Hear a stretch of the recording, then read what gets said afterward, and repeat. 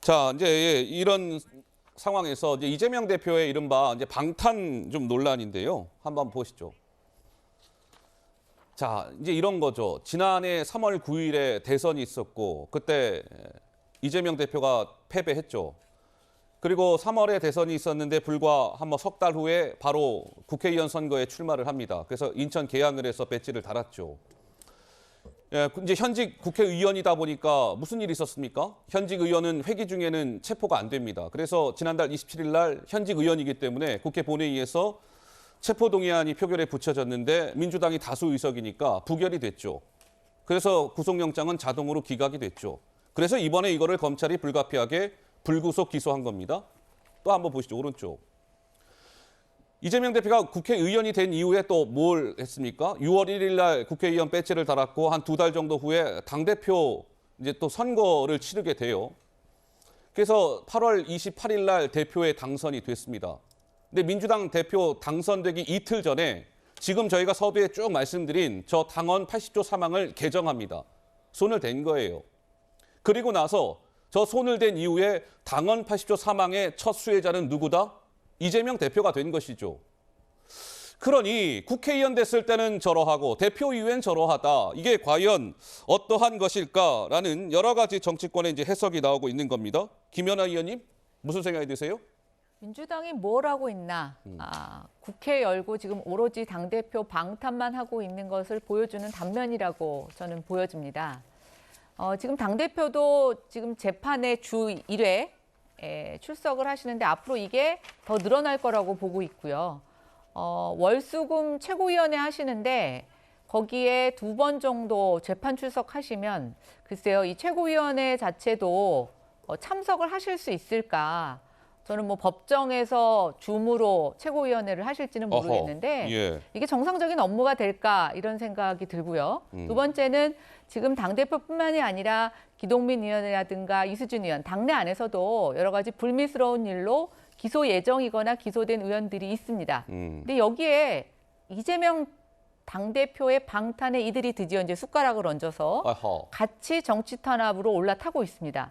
그러면 다른 의원들 다 어떻겠습니까? 이제 반대할 수 없죠. 이재명 방탄에 대해서 동의원들이 엮이고 결국 이재명 대표를 방탄하기 위한 민주당의 이 첫 단추는 이제 방탄의 바다라는 속으로 침몰할 거라고 저는 생각됩니다. 예. 3월 1일 날 쉬는 날인데도 불구하고 국회를 개회해놓고서는 일부 의원들은 외유를 나가 있고 상임위가 제대로 열리지 않다가 이제 3월 말이 가까워지니까 상임위 열고 서로 뭐 늦은 일 숙제하듯이 하고 있습니다. 그런데 상임위 안에서도 제대로 된 논의보다는 서로 고성이 오가면서 정쟁만 하고 있으니 국민들 입장에서는 이재명 대표와 관련된 혐의를 보는 것도 이제는 좀 지겨워지는데 일 안 하고 이재명 대표 편들고 방탄하는 국회를 보는 국민들의 심정은 더더욱 답답할 거라고 생각합니다. 알겠습니다. 예, 전평론 어느 분이 말씀하시겠어요? 두 분. 제가 좀 설명을 드려야겠는데 민주당이 국회에 열어놓고 방탄에만 몰두한다라는 말을 하시면 민주당에서 열심히 상임위 활동하고 있는 분들 굉장히 억울할 수 있으실 것 같아요. 예를 들면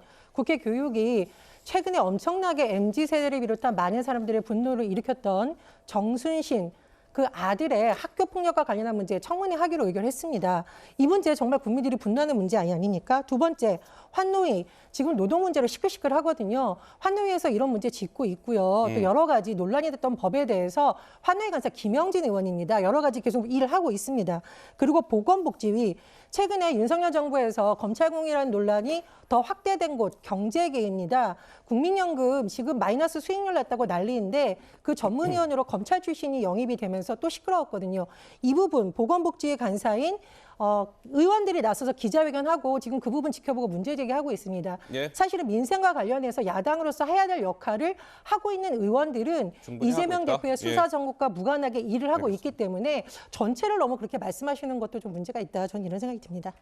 근데 이제 교육이 관련된 정순신 청문회 같은 경우에는 어제 제가 김웅 의원의 발언을 보고 놀라운 사실을 알게 됐는데요. 민주당 의원들이 과거에 이 학폭과 관련돼서 가해자들의 신상을 생활기록부에 기록하는 거에 대해서 반대하는 법안을 내고 기자회견을 하고 엄청난 행동을 하셨더라고요. 네. 근데 그분들이 어떻게 그 사이에 무슨 일이 있었는지 이렇게 마음이 바뀌셔서 정순신 그 전 수사본부장, 국가수사본부장. 국가수사본부장에 대한 것을 청문회까지 이끌으시는지, 그러면 본인들이 과거에 했던 말을 뒤집는 거에 대해서 얘기는 좀 하셔야 되지 않겠습니까? 이거야말로 저는 정쟁이라고 생각합니다. 예, 근데 이거 제가 꼭 말씀을 드려야겠는데 예. 민주당 의원들이 자격이 없다면 국민의힘 의원들께서 하셨으면 됐죠. 이 문제는 정말 정쟁이 아니라 많은 학부모들이 관심을 지고 있는 상황이고요.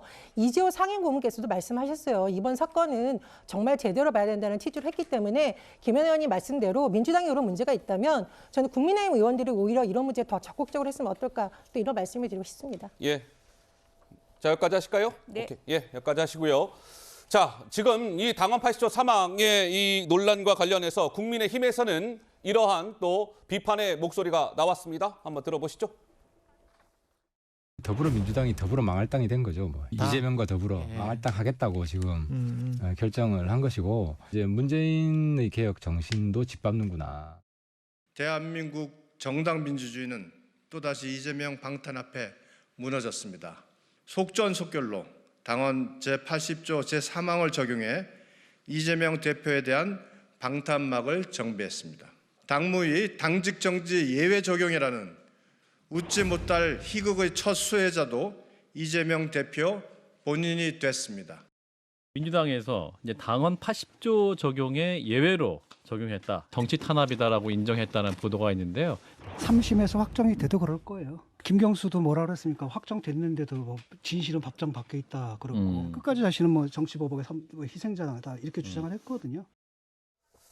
자, 이런 상황에서 오늘 민주당의 권리 당원들이 어제의 저 민주당의 결정에 대해서 오후 3시면은 이제 얼마 안 남았네요. 한 2시간 반 정도 후에 서울 남부지법에 직무정지 가처분 신청서를 제출할 예정이라고 합니다.